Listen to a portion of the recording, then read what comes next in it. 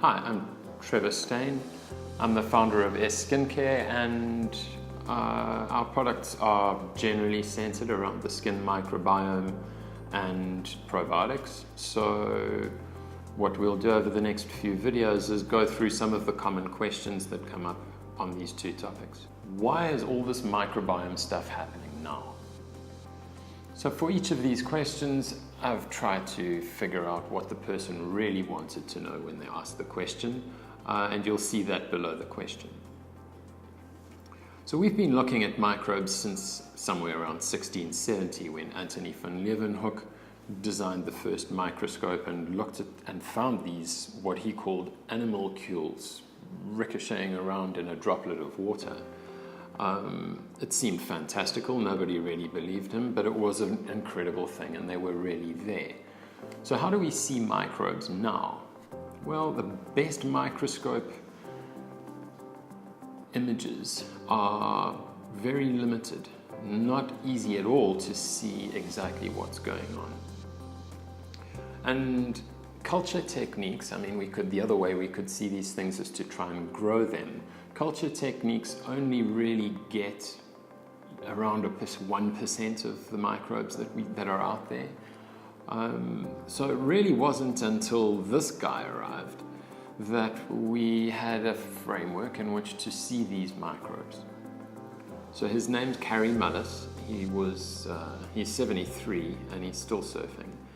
And he finished a PhD in 1973 from Berkeley and moved on from there to become a novelist for a short while. And then he became a biochemist in Kansas City, but then quit science again to become a bakery manager. And in 1980 he was employed by Cetus, one of the first biotech startups in the US, as a DNA chemist.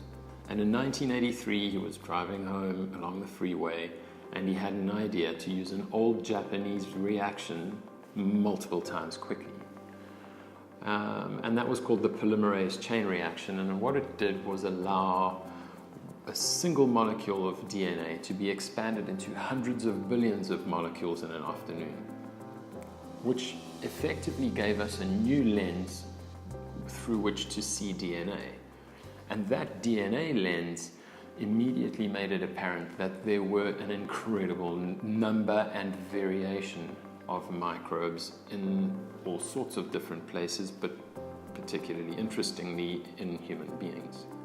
So for that reaction, Kerry Mullis won the Nobel Prize in Chemistry in 1993. And not long afterwards, he claimed to have learned more from LSD than he did from any university, which probably affected his future funding. But the cost of sequencing DNA has collapsed to very little now. The first microbial DNA was sequenced for around $100 million per genome. Now the cost has come down to somewhere around $200 per genome. So why is all this microbiome stuff happening now?